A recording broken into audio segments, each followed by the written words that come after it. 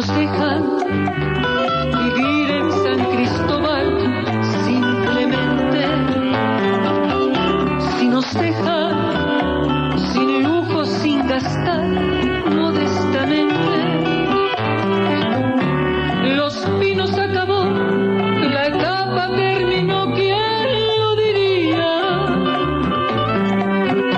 Si hubiera reelección, la gente por nosotros votaría. Si nos dejan, tendremos 100 guaruras todavía. Si nos dejan, tendremos la pensión toda la vida. Y ahí, tranquilos y en paz, cuidando el rincón que es la herencia mía. Si se olvidan de la Constitución, ay,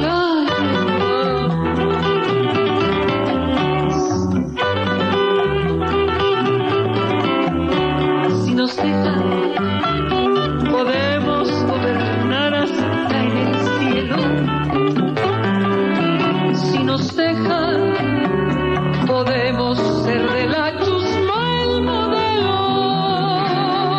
Y ahí, con botas los dos, como cuando fuimos al Vaticano.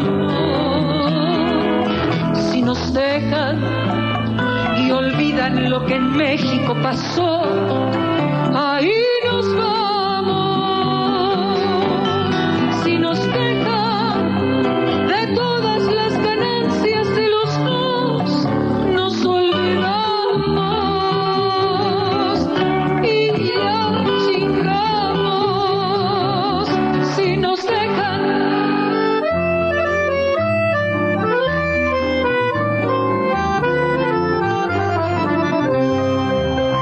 miro pasar la vida y sus encantos y yo no siento ninguna ilusión. Yo solo miro pasar las cosas negras, negra es la noche de mi corazón. Ese querer tan hondo y arraigado que no lo puedo de mi alma separar. Esa es la causa de todo mi quebranto, esa es la sola causa de todo mi penar. Jugóme una negra traición, a otro querer se entregó. Tan negra tenía su alma de hiel que toda mi vida por siempre manchó. Mi amor fue un infierno voraz, quemó la ilusión de mi ser. Oh negro destino, tan largo camino, que abismo se abre a mis pies. ¿Qué tal? Muy buenos días. Me da muchísimo gusto saludar a nuestros amigos del auditorio. Saludamos en la parte técnica a don Fernando Tornero, a Milton Partida en la producción. En los micrófonos, Jorge Saldaña. Muy buenos días, Jorge. ¿Cómo estás? Bueno, Jorge. oh negra vida con... Bueno, Betty. Aquí te escucho ya, Jorge. Ah, bueno, ya no sé. Barbaridad, técnicamente todavía no la hacemos. ¿Cómo te va? Muy bien, Jorge. ¿Tú cómo estás? Pues nada, aquí con mucho problema. Ajá. Porque mira, aquí es un rancho. Tenemos servicios pues de luz, de agua, y a mí se me ocurrió la mugre esa asquerosísima de Megacable. Ajá. Entonces, se perdió la tarjeta, perdimos la cartera con la tarjeta, y obviamente se nos olvidó, está indiciado, no sé cómo se llama eso, que te cobran a tu casa. Ajá. Graciosamente vieron que la tarjeta pues estaba reportada o lo que tú quieras, y como primera medida cobran. Uh-huh. Son asquerosos, prepotentes, huecos. Sí. Vaya, pero es generalizado. Estaba yo escribiendo en el Twitter, el domingo un empleado en Costco nos mandó por un tubo. Uh-huh. Y nos trató mal. Tendría que haber dicho, que no toman American Express. Entonces, no te dicen, perdone usted, lamentablemente no podemos utilizar su tarjeta. tenga la amabilidad de darnos otra tarjeta o pagar con dinero. No, esos asquerosos e infectos tienen alma dictatorial. Esa tarjeta no se acepta. Se institucionaliza. Digo, pero perdón, joven, usted tendría que decir, perdonen, no podemos, somos sus servidores, no sus esclavos. Pues de todas maneras, total, ellos están entronizados en su poder extranjerizante. La invasión no va a venir. Ya estamos invadidos. Sí. Pero por los propios mexicanos, quienes somos los verdugos de nosotros, los mismos mexicanos. Está gacho que lo diga, pero así lo siento. Donde quiera que hablas, te encuentras con un mexicano, verdugo de otro mexicano. Apúntale para el libro. El primer verdugo de los mexicanos somos los mexicanos mismos, utilizando una juego que hacen mucho los de la televisión. Entonces, bueno, pues ya te digo aquí, en vez de llamar por teléfono, señor, no tiene dinero. Es menos trabajo, menos angustia, menos mentada de madre para estas instituciones dictatoriales asquerosas, cuentachiles y mugrosas. Oiga, señorita, perdóneme, se nos pasó dar el número de esta tarjeta que ya está restituida. Tenga usted el número de otra tarjeta. Apuntan, verifican, una llamada telefónica y se acabó. No. Cancela. Corta. Hablar al call center. Regresarles la llamada a ellas. Unas asquerosas empleadas. El departamento ¿de qué? Técnico. Mañana estamos a tal hora. Obviamente no viene. Sí, déjalo. Obviamente les vale gorro. Ahora, dígame por favor, ¿cuál es el servicio? Ahora, tienes unas programaciones asquerosas. De 150 canales, en promedio, según la cultura del mexicano o de cada quien, yo ya estuve haciendo mis matemáticas. Basta con 20 canales. En el arco iris, en el abanico de deseos de una persona, no hay más que 10 o 20 cosas que voy a ver porque me interesan, digamos. O 5, hay que agregar 5 de los niños y 3 o 4 de la señora, total 20 o 25 canales. ¿Por qué no que el que compra un servicio de televisión haga su programación? Yo no veo más de 5 o 6 canales, 10 a lo mucho, que son de mi interés. Lo demás me resulta abominable. Y yo considero que así es. No consideramos al mexicano como adulto, sino como bestia. Es exactamente como le damos de comer aquí a los caballos, al caballo, como le damos de comer a la burra. No, ya es eso, el caballo ya no está. A las vacas se les da la pastura a lo bestia. Y si dices, me sobran estas cáscaras de naranja, pues pícaselas y mételas junto con el rastrojo. Eso es lo que le dan al pueblo de México.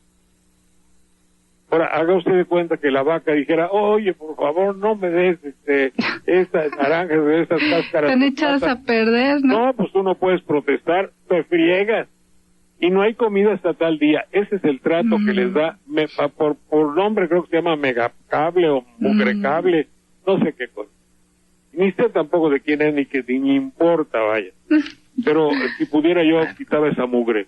Lo que pasa es que hay, lamentablemente, mi fuente de información es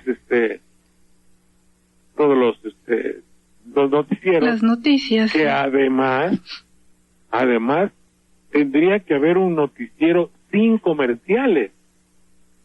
Sí, no es posible que alguien que quiere informarse tenga que pagar un impuesto tan caro en tiempo. Sí. Gracias por su tiempo. ¿Qué tiempo, hijo de toda tu madre? Tiempo el que te estoy dando para que vendas tu serie de mercachifles, tu serie de ropa usada. De productos. Paquetes de porquería, ¿no es cierto? De productos milagros, ¿sí? ¿Qué productos milagros? Ni caso fuerte. Es una asquerosidad cómo somos tratados por estos medios de comunicación. Y digan lo que quieran. No, que tú estabas. Sí, yo estaba. Y pues ahí estaba. Y se acabó. Bueno, no soy el propietario, dueño o responsable. Ahora también, ¿qué hacen nuestros políticos? Que tengan un poquito, no todo es la bolsa de valores, no todo es el Dow Jones, el Dow Jones, el Nikkei, el índice y tal.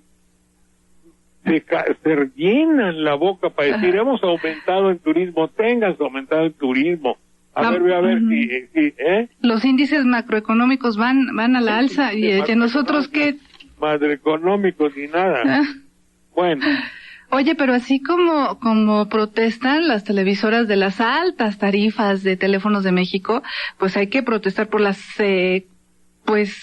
contenidos de porquería que también nos pasan y las tarifas altísimas de servicios de cable que también recibimos y que no merecemos eso, ¿no? Yo, por ejemplo, está mal que lo diga, pero lo siento muchísimo. Yo, pues tú sabes que le di 22 años, bueno, no sabes, tienes por qué saberlo, pero les digo a ustedes, yo le di 22 años de mi vida a una institución como el Canal 13, ni las gracias me dieron, ni indignación es la que yo tenía. Indemnización. Yo nunca tuve. Ajá. Y nunca veo ni por accidente este canal, y les recomiendo que no lo vean. En realidad no hay nada de utilidad o verdadero divertimento, es algo infrahumano, es decir, está más abajo del rating de la zoología. Y me dicen que Megacable es de ahí. Lo siento mucho. Creo que en mi época había por lo menos, si era un canal del gobierno de México, y teníamos el interés de hacer algo noble y digno. Posiblemente no lo logramos, pero yo me acuerdo como hubo directores que tenían todo el interés, toda la intención de hacer una televisión digna y noble. Era la época de Enrique Herrera, era la época de la misma Margarita, de Paco Ignacio Taibo. ¿Y cuándo se desvirtuaron los valores o cuándo se perdió el rumbo? Cuando entraron mercachifles a dirigir todo eso, mercachifles de mercado de verdulería.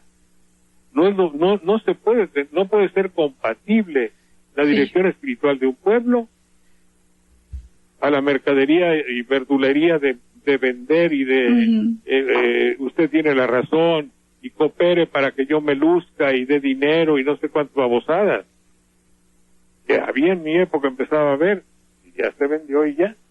Oye, y que Malo Fabio está proponiendo un freno a la espotización, ¿verdad?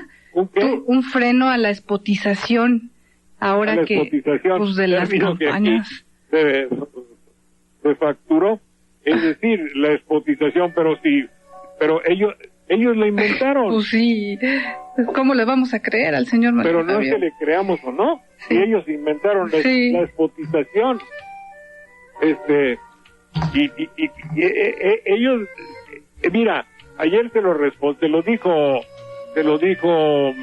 ¿quién se lo dijo? Moreira se lo dijo a Casillas. Si tuviera vergüenza tendría que callarse. Manlio Fabio no puede hablar de despotización, puesto que la degradación de la política en México vino con la intromisión del elemento televisivo, o una de las causas que posiblemente hayan hecho que caigamos en este pozo profundo antidemocrático, es el hecho de tener como fiel de la balanza a la televisión. Imposible que la televisión, es un criterio que aquí tenemos, podemos estar equivocados, ojalá lo estuviéramos, pero en cuanto la televisión se convirtió en mater, en magistra de la vida política de México, tenemos el México que hoy lamentamos. Digo, no el México del cual disfrutamos, digo pesimistamente, pero todos me achacan de que soy pesimista, el México que hoy sufrimos, pero coincide exactamente con la intromisión de esa televisión como la juez yo digo la jueza, porque los de Miami dicen la jueza, pero esto es cabrón. Cuando la televisión entró como la juez de la vida política de México, entonces comenzó todo esto. Y los que estaban en el uso del poder en esas circunstancias, era los tíos y los hermanos mayores de Beltrones. Ese es un hecho, ¿o no? Sí. Adelante, Betty. Una pausa, regresamos. Estamos de regreso en este espacio. Números telefónicos 55 18 77 60 y LADA sin costo 01800 581 82 48. Pues bueno, Jorge, a propósito, hay una noticia relacionada con la televisión, y es que pronto se estrenará una serie policíaca basada en la lucha contra el narcotráfico. Se llama El Greco, en la que policías federales, buenos, obviamente, van a triunfar sobre el mal, sobre los criminales. Y bueno, creo que incluso van a personificar al señor secretario de Seguridad Pública Federal, Genaro García Luna. Se va a llamar Gabriel Gómez Lira. Y bueno, dentro de esta nota se habla de que la Policía Federal, dentro de las instalaciones de la Policía Federal se llevaron a cabo parte de las grabaciones. Agentes de la Policía Federal figuraron como extras, y yo me pregunto si si están ocupados los agentes en aparecer como extras, ¿a qué horas están combatiendo al narcotráfico, Jorge? Sí, pero porque tú le ves siempre el lado negativo, el lado malo, cosas, el lado malo a las cosas.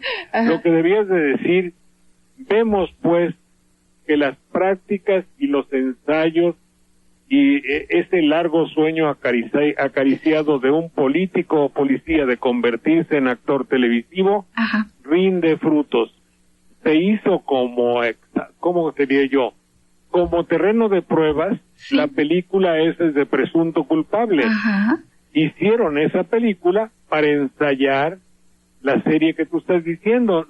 No tiene, ahora podemos encontrar la causa. Ajá, se hace una película en escenarios naturales, reales, sí, con actores reales de la vida cotidiana, filmada en esos lugares, y nos sirve, y ya se había comenzado con el caso Florence Cassés. Ajá, sí, eso fue un filmación de repercusión internacional, ¿no? Fue la preproducción, ¿no? Fue una preproducción, sí, antes de la producción. Uh-huh. Ahora se ensaya con Presunto Culpable, se le da todo el empuje de la publicidad, sí, es un éxito económico, y ahora nos lanzamos de lleno a todo eso. Los muchachos tienen una previsión excepcional. Eso sí, hay que admirarles, ¿no? Sí, vaya que sí. Y luego viene el otro capítulo de la militarización de México, uh-huh, de que entremos todos al mecanismo del trasiego de droga, del narcotráfico, de la vida truculenta, y me invitan a mí a que yo me convierta en casa recompensa. Y entonces digo yo, oye, yo tengo angustia económica, no me da al mes para vivir, pero en cambio tengo mucha información. Ajá, la voy a utilizar. ¿A quién debo acusar? ¿Y cuál es el mecanismo que voy a usar? Ajá. Y de casa recompensas, que es la antesala inmediata a la delincuencia, el día de mañana yo puedo ser un extraordinario delincuente, puesto que ya aprendí a hacer cazarrecompensas y sabré cómo cuidarme de ellos. Uh-huh. En consecuencia, sí, puedo eludir a los que me van a acusar.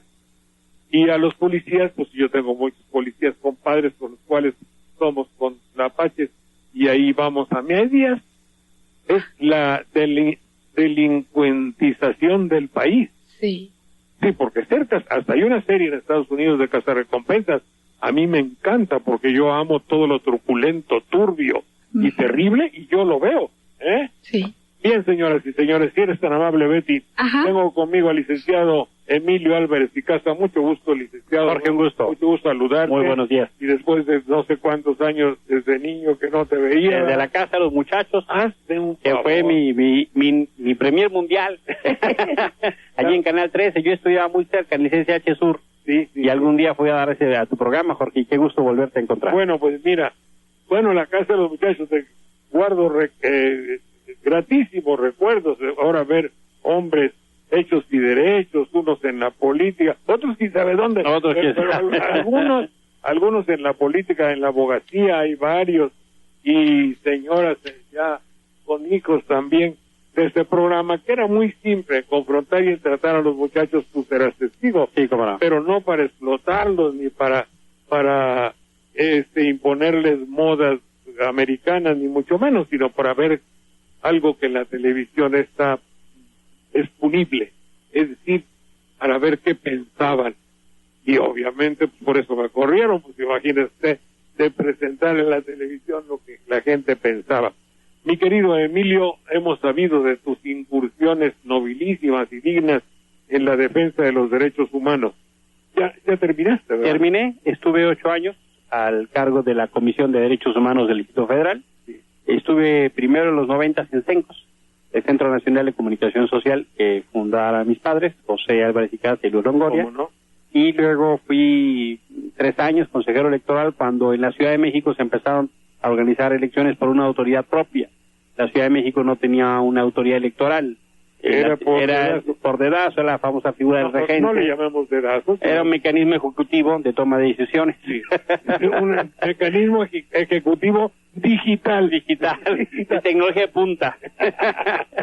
Y finalmente estuve del 2001 al 2009 en la Comisión de Derechos Humanos del Distrito Federal y terminé ese encargo. Ahora subsidio al Estado dando clases de la UNAM y soy también profesor en el Estado de Morelos, en el Centro de Investigación y Docencia en Humanidades. Y bueno, con independencia de Visual de la UNAM, la quiero mucho, soy egresado de la UNAM, es esta visión de la educación pública que mucho me presto, mucho me orgullezo de ser su hijo. Pues bueno, lo digo en ese sentido. Y también ahora estoy trabajando en temas de consultoría en derechos humanos o acompañamiento de procesos civiles en distintos lugares del país. ¿Por qué? Muy bien. Oye, los derechos humanos así como que los vemos como algo muy noble, muy digno, con poca fuerza. Sí. Lamentablemente, lo que sí podemos decir es que tiene una agenda de conflicto muy intenso. ¿Qué quieres decir? Quiero decir que es parte de los mecanismos que hemos construido para controlar a la autoridad. Y la autoridad no siempre ve con buena cara que se le controle. Tienen esta noción de progresividad y te diré, mira, creo que le hemos ido arrebatando terreno al mar del autoritarismo. Los derechos humanos son eso, son una conquista de la gente, son un mecanismo no solo para defender su dignidad, sino para cambiar un término de relación con los gobernantes, que son muy pocos afectos a tener límites, son muy pocos afectos a tener controles, son muy pocos afectos a entender que están para servir al público, no para servirse al público. No, como que no les gusta que le digan la estás regando. Exacto. No solo no les gusta, sino que inventan cualquier cantidad de excusas o discursos para hacer exactamente lo contrario. Es decir, que finalmente una buena institución de derechos humanos tiene que tener un cierto grado de enemistad con el gobierno. Tiene que tener, y sobre todo, un grado de autonomía e independencia. Claro. Para poder decir, cuando sea necesario decirlo. Yo creo que sí.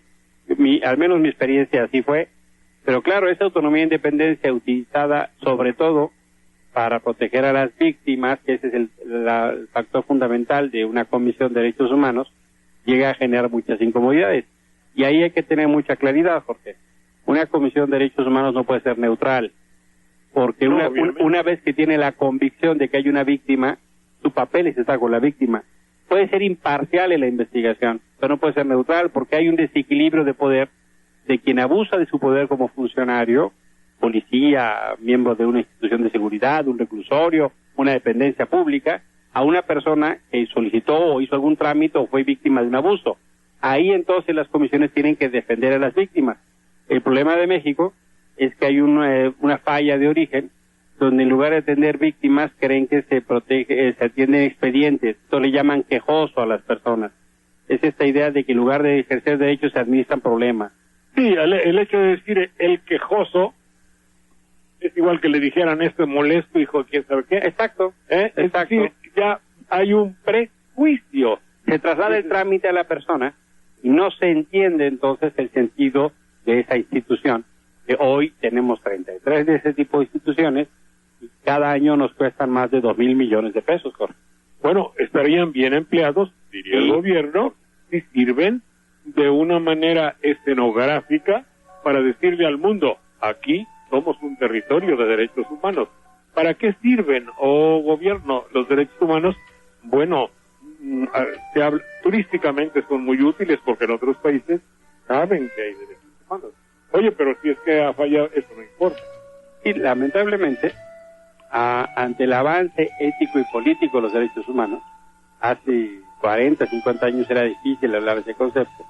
Hoy, por ejemplo, famoso botón, dicen en mi tierra, hoy lo que se ha logrado a partir de la presión de la gente, de periodistas como tú, que han ido abriendo el Mato Grosso del autoritarismo en este país, llegamos a la conclusión de que ahora son un indicador de la gestión de los gobiernos.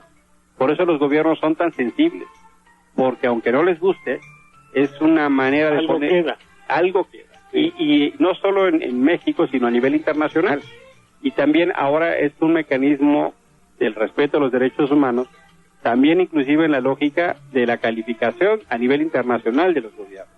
Y cada vez estamos construyendo en México, en materia civil o en materia institucional, o a nivel internacional, mecanismos que presionen para que se defiendan los derechos humanos. Lo normal es que preguntara yo cómo va México en los derechos humanos, pero ya en el sentido real casi podría yo preguntarte, ya que la gente dice que yo soy pesimista, pues no importa. ¿Hay algún país peor en derechos humanos que México? Sí, hay países. Debe haber algunos. No, hay algunos países donde... Y buscamos bien. Jorge, tenemos que hacer una pausa. Tenemos que hacer una pausa. En un minutito estamos de vuelta. Estamos de vuelta rápidamente. Nos puede mandar un mensaje de texto vía celular al 30500. Adelante, Jorge. ¿Escuchas? Sí, te escucho bien. Bueno, muy bien. Emilio Álvarez y Casa, quien vino a Jalapa a dar una conferencia, y entonces quise saludarlo y recordar viejos tiempos y que me platicara. Y nos quedamos cuando vino el intempestivo corte, para hablar acerca de el lugar en que ocupa México en la defensa de los derechos humanos. México tiene un problema de esquizofrenia. Eso es, corresponde perfectamente a mi definición. Sí. El problema de México no es político, es patológico. Es que el problema tiene que ver con que hemos avanzado mucho en crear leyes, instituciones, mecanismos. En los últimos 30 años hemos creado más de 300 leyes para proteger derechos de temas o de personas. Y hemos creado casi 500 instituciones federales y estatales. Organismos para derechos humanos, para derechos electorales, para el derecho a la información, para la no discriminación, defender al consumidor, usuarios financieros, servicios médicos, comunidades indígenas, jóvenes, niños, adultos mayores, mujeres, medio ambiente, trabajo. Son más de 500 entidades. Es un ejercicio de una enorme magnitud de recursos humanos financieros. El problema es que todavía todo ese andamiaje no es eficiente y suficiente para enfrentarse al peso de la herencia y la inercia en términos de una gestión pública y una práctica política que no respeta los derechos humanos y que no pone en el centro de su política pública el respeto a las personas. Entonces, en materia de leyes estamos muy bien calificados. Perdón, Emilio, tanto pone en el centro el problema de su relación con las personas que crea 300 organismos o 50 organismos. Es decir, el hecho de crear tanto organismo lo hace inteligentísimamente o con gran sagacidad para que nada funcione. Exacto, es cambiar para que las cosas no cambien. Claro, exacto. Y ese es justamente el problema, porque hay prácticas que uno quisiera ver como superadas. Por ejemplo, el jueves de la semana pasada vino un grupo de Naciones Unidas, el grupo de trabajo sobre desapariciones forzadas e involuntarias, y nos pone en la mesa que hay una nueva generación de desaparecidos. Es decir, México no ha acabado de resolver las consecuencias de la guerra sucia, y tenemos ahora como consecuencia de la guerra contra el narco una nueva generación de desaparecidos. Y se abre entonces una discusión muy fuerte sobre el uso del ejército en labores de seguridad pública, que es parte de la problemática. Tenemos ahora nuevas agendas que eventualmente están poniendo a México en el centro de la preocupación, por ejemplo, en las instancias como la Comisión Interamericana. México es el segundo país más denunciado en el continente. Tenemos temas como la agresión a los periodistas y a los defensores de derechos humanos. México es el segundo país más peligroso para el ejercicio del periodismo, Jorge. Y son temas que en su momento no se atendieron. Las denuncias y las agresiones y las amenazas en contra de los periodistas no se investigaron, y mandó un mensaje lamentabilísimo de empoderar a los delincuentes, a los agresores, a los servidores públicos que coludidos utilizaban mecanismos de venganza, y eso generó que este país sea ahora el segundo solo después de Irak. Es decir, estamos en un país donde el ejercicio del periodismo tiene un riesgo tal como en un país de guerra. Y hay algunos otros temas que son de una enorme preocupación. Por supuesto que hay lugares, sin duda, donde los temas son muy críticos, e inclusive también la Agenda de Derechos Humanos permite ver con mucha claridad, son como unos anteojos que permiten ver la doble moral. Por ejemplo, Estados Unidos que se jacta de ser un país respetuoso de los derechos humanos, y cuando vemos la aplicación de la pena de muerte, cuando vemos el racismo, cuando vemos la agresión a los latinos, cuando vemos los fenómenos de corrupción, pues entonces dices, hombre, ahí hay muchos temas pendientes también. Perdón, por poner un ejemplo. No puedo dejar de apuntar, no corregirte, pero apuntar la venta de armas. Claro. Mira, es que es una doble moral asquerosa. Perdón que lo diga así. No, por favor. Mira, tienes casos así para lamentarte, donde en la frontera de Estados Unidos de repente tienen un cargamento de jitomates que viene de Sinaloa porque encontraron salmonela en un jitomate. Entonces detienen el cargamento. Y sobre qué eficacia, qué lástima grande que ese escáner solo sirve para los jitomates. No, pues para los microbios. Para los microbios. El vibrión, o como pero no sirve para los camiones, los trailers que llevan bazucas, cuernos de chivo, que pasan droga, que pasa dinero en efectivo. Dice uno, hombre, ¿qué escáner más chistoso? Sí. Tiene otra característica del sistema de Estados Unidos. El escáner es el escáner. Ese escáner funciona para detectar piel morena. Sí, ¿no? sí. Detecta con mucha eficacia a la gente, ¿verdad? Pero no encuentran los miles de embargos de camiones, de túneles, de aeropuertos, de aviones, de submarinos que entran con droga, con armamento. Y claro, hay todo un tráfico, un trasiego. El otro día estuve hace como mes y medio en Ciudad Juárez y me platicaban de que se arreglan camionetas de estas 4x4 todoterreno y le pagan a un joven $500 por meter al territorio mexicano camionetas cargadas de armas o de dinero, bajo un principio muy fácil. Si te falta $1 o una bala, te mueres. Entonces, a un muchacho le llegan a pagar $500 y puede hacer hasta 4 viajes por semana. O sea, en una actividad criminal de esta naturaleza puede sacar $8,000 al mes. Y nunca encuentra nada en Estados Unidos, ¿eh? Por eso nunca, no hay, el escáner se nubla. El escáner ahí se apaga, ¿no? Entonces, por eso digo que bajo la lógica de los derechos humanos, tienes condición de ver no solo los discursos, sino ver los hechos.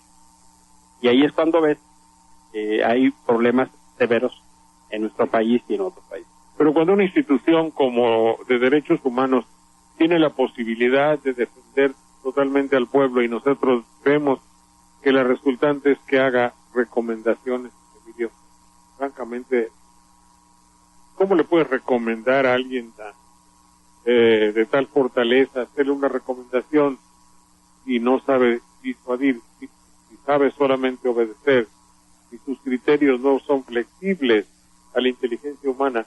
En función, el que no sabe deducir no utiliza el pensamiento, y esa es confesión de parte. Mira, el problema es que cuando el cinismo es la norma del desempeño en la función pública, no hay manera como resolverlo. No. Entonces yo lo que te diría es, las comisiones tienen muchos instrumentos además de la recomendación. El tema es si los usan. Por ejemplo, puedes hacer procedimientos en contra de servidores públicos. Yo te platico la experiencia mía, o sea, llegábamos a generar condiciones donde quien cometía violaciones a los derechos humanos iba a dar a la cárcel.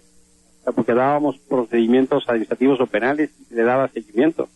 Es decir, lo que no puede pasar es que se violen los derechos humanos y no haya consecuencias. si los titulares de las comisiones están más interesados en quedar bien con el Ejecutivo, sea el gobernador o sea el presidente, si están más interesados en cuidar su carrera política y utilizar estas instancias de trampolín, o son un refugio, o son una especie de beca o pensión, bueno, claro, la comisión va a llegar a las antepenúltimas consecuencias. Sí, bueno, y forma parte de la campaña en turno. Sí, claro, entonces es muy lamentable porque tienes instituciones cuya función debería ser proteger a la gente. En América Latina se utiliza la figura del defensor del pueblo, más que de comisiones de derechos humanos. Pero lamentablemente en México y en algunos otros países tienes la figura de defensor del puesto. Claro. O sea, se preocupan más por defender su chamba y el hueso y lo que eso implicaba. Gracias, Emilio. Oye, viniste a Jalapa a una conferencia, ¿verdad? Vinimos a Jalapa a 2 eventos. La profesora Gloria Sánchez, una muy querida amiga, junto con algunos otros amigos del Foro Permanente Berto Castillo, que por cierto, hoy cumple 14 años. 14 años de un gran veracruzano, un gran mexicano, un hombre, simplemente no se puede decir, así como hay el dicho de non fecit aliter omni nazione, no hizo lo mismo con muchas naciones, no se puede decir que haya muchos hombres como Berto Castillo. Fue un hombre íntegro. Entonces, íntegro, y sigue siendo un referente ético, político, y nos sigue haciendo mucha falta. Entonces, en este marco, justamente desde 14 años murió Berto, se hace un evento donde se rinde un homenaje a mi padre, a José Álvarez y Casa, que falleció en noviembre del año pasado.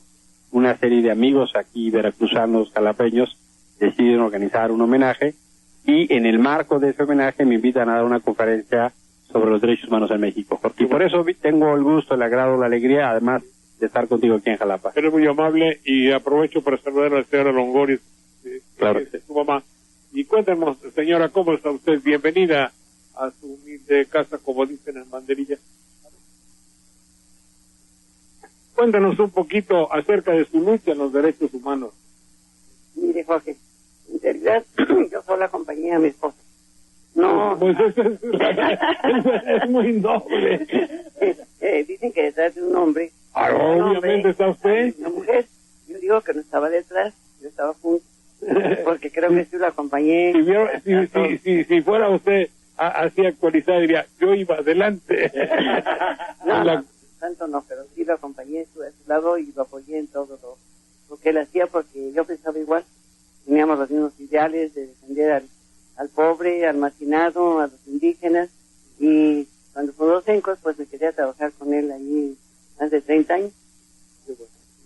Me dio mucho gusto que aquí se para los amigos. Para mí sí fue un gran hombre. Qué bueno, señora, que está con nosotros. Mucho gusto. Doña Gloria, mucho gusto, Gloria Sánchez. ¿Cómo fue el festival o qué otras cosas habrá para recordar a nuestro querido Berto Castillo?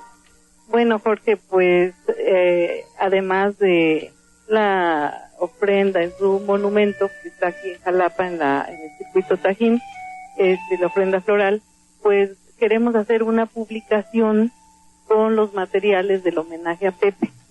Queremos hacer una compilación porque hubo un panel, también una presentación en PowerPoint que se la vamos a pasar, y la conferencia de Emilio. Y entonces queremos hacer así un recuerdo gráfico de este homenaje. Hay también un cartel conmemorativo. Muchas gracias. Ya le trajimos por aquí. Muchas gracias, Gloria, eres usted muy amable. Y para terminar, Emilio, si eres tan gentil, en poco tiempo que nos queda, dinos un poquito tu punto de vista sobre el caso Cuernavaca y Sicilia. La verdad de las cosas es que es un hecho que me confunde, me indigna, me da una rabia tremenda, porque la verdad es que es una manifestación mayor de una ausencia de autoridad en Morelos. Javier Sicilia es un hombre pues que podría ser como cualquiera de nosotros, un periodista, un académico, un hombre que no tiene más actividad que eso. Es un hombre que trabajó desde la teología de la liberación muy en la lógica de poner por delante los elementos de la ética cristiana. Dirigió la revista Ixtus. Y tengo un sobrino de la edad de su hijo que también vive en Cuernavaca. Los padres de los muchachos que perdieron la vida eran amigos de sus amigos. Entonces es un asunto que nos pega muy cerca. Y la verdad de las cosas es que indigna y da una enorme rabia, pues la ausencia de autoridad de Morelos. Esto es un tema que viene subiendo de nivel. Y, por ejemplo, encontramos, por poner un ejemplo, que la autoridad es nula, por ejemplo, cuando la delincuencia decreta estados de sitio. Entonces corren por internet amenazas y estados de sitio y nadie sale a decir nada. La gente se encerró en sus casas, las empresas cerraron las puertas, las dependencias públicas cerraron y no hubo una sola autoridad que saliera a dar la cara. Pasó algo similar aquí, un homicidio dramático, y que además más grave es cuando hay una advertencia que dicen que esto pasó por denunciar.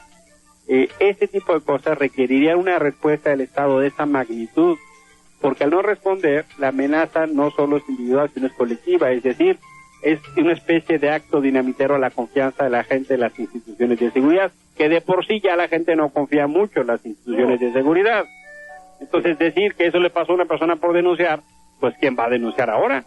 No sabe si está denunciando. Y por otro lado te invitan a hacer casa recompensa. Hombre, pero si voy a denunciar, ¿cómo no sé yo que son los asesinos de los hijos de Javier Sicilia y de otras personas? Se está llamando una manifestación el día miércoles en Cuernavaca. Mañana también va a haber en Jalapa. Y Jalapa, yo por eso desde tu espacio, Jorge, invito a que todos desde nuestras posibilidades y capacidades hagamos una manifestación de solidaridad. Y tenemos que atender a los hijos, tenemos que ir al trabajo, estamos en la escuela y no podemos ir. Bueno, hagamos un símbolo en Twitter, un símbolo en Facebook, un símbolo en el coche, pongamos un trapo, prendamos una vela, o sea, hagamos un acto público desde nuestras posibilidades y capacidades y no podemos sumarnos a estas manifestaciones para mandar el mensaje. Lo que está haciendo es una manifiesta tu repudio. Exacto. Hazlo en Twitter, hazlo en Facebook, en correos electrónicos, haz llegar correos electrónicos a tu diputado federal, a tu gobernador. En el hipotético caso. En el hipotético caso que los lean. ¿no? Pero de cualquier manera, o sea, generemos las condiciones para hacer una manifestación pública. Yo diría, y me sumo a la carta que publicó Javier Sicilia en Proceso, con un título contundente pero demostrativo. Estamos hasta la mano. Porque no puede ser que en este país la gente siga viviendo con miedo y no haya un Estado capaz de proteger. Solamente te voy a corregir. Cuando dices que las autoridades de Cuernavaca no tienen acción y no se manifiestan, nuestro humilde programa de Jalapa pasaba en Cuernavaca. No sé qué dijimos, que ya lo quitaron, ya ves cómo se actúan. Mira, en ciertas ocasiones, ¿verdad? Jorge, mucho gusto. Un gusto, Buen viaje, señora, mucho gusto. Muchas gracias. Gracias, Gloria. Adelante, Betty, por favor, en México. Claro que sí, Jorge, hacemos una pausa. En un minuto estamos de vuelta. Estamos de regreso en este espacio y vas a decir, Jorge, que yo todo lo veo mal, pero la verdad, Jorge, es que después de esta entrevista me quedó la sensación de angustia y te voy a decir por qué. Sí, y comparto la idea de Emilio Álvarez y Casa de que, bueno, de no hacer nada a proponer algo desde las comisiones, pues bueno, ya ahí hay una iniciativa. Pero ya al fin y al cabo, creo que me quedo con esa idea de que tanto las comisiones como los informes de la ONU, por ejemplo, del día de hoy que cuestiona al gobierno mexicano sobre esta cifra de desaparecidos, o por ejemplo Amnistía Internacional que habla reiteradamente de la violación a los derechos humanos en México, no pasa nada de esas recomendaciones, Jorge. Queremos que pase, ¿verdad? Y pues bueno, a lo mejor esa es la misma sensación que sienten nuestros radioescuchas de decir, bueno, su programa se quejan mucho y hablan mucho y no pasa nada. Me genera una sensación de angustia, Jorge. ¿Y sabes por qué también? Por el caso de la guardería ABC se integraron pruebas, se integraron todo tipo de cuestiones, llega a la Suprema Corte y nada. No hay culpables. Tal parecería que hay una idea de que es lo previsto, ¿no? De que sí. No pase nada. Y ya ves las declaraciones, la espotización de la que habla Beltrones. Ajá. Sirve para eso. Ahora vas a ver, hay dos o tres cosas. La terminología que está usando Sicilia, el pleito Slim Televisa, todo eso tiene que tener una resultante y espero que sea positiva. Uh-huh. Te voy a leer lo que escribí para hoy, Sí. No podemos cantar una victoria mientras tanta derrota nos circunda. La población refleja su iracunda actitud ante el curso de esta historia. ¿Qué podemos hacer? El pueblo inerme no encuentra cómo abrir la recia puerta. La pesadilla dura y no despierta, el alma llora, la esperanza duerme. México está de mal humor y no es posible quedarse impávido ante la desgracia. Hay que dejar al México impasible, debemos derrotar a la desgracia. Vivir sin alterarse, en bonacible, tranquila espera, pena indescriptible, esperanza que busca luz y gracia. Hagamos algo, todavía es posible. Muy bien, mi querida Betty. Ojalá que sea posible, Jorge, porque creo que no podemos seguir viviendo con esta, pues, ¿qué es? Angustia, frustración de que no se puede hacer nada, ¿no? Pues eso es lo que piensan muchos y otros todavía de vez en cuando pensamos, oye, algo hay que hacer. Algo hay que hacer. Nos lo acaba de decir Emilio, ¿eh? Sí, algo habrá que hacer. Algo. En todo caso, mañana hay que ir, como dicen aquí en la región, a la manifestación. A mí me toca en la Plaza Lerdo. Ah, muy bien. Que está entre Catedral y el gobierno y el Palacio de Gobierno.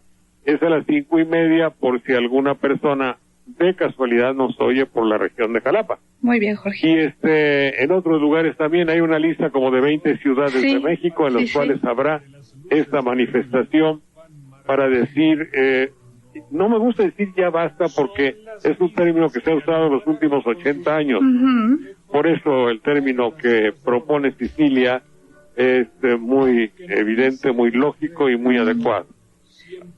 Hoy ya estamos hasta la madre y pues simplemente se manifiesta como un dicho de literatura, de lenguaje, de léxico popular, no como una grosería. No lo vaya usted a tomar a mal, señora. Bueno, muy bien. Ya nos vamos, Jorge, muchísimas gracias. Hasta mañana. Hoy me ven volver,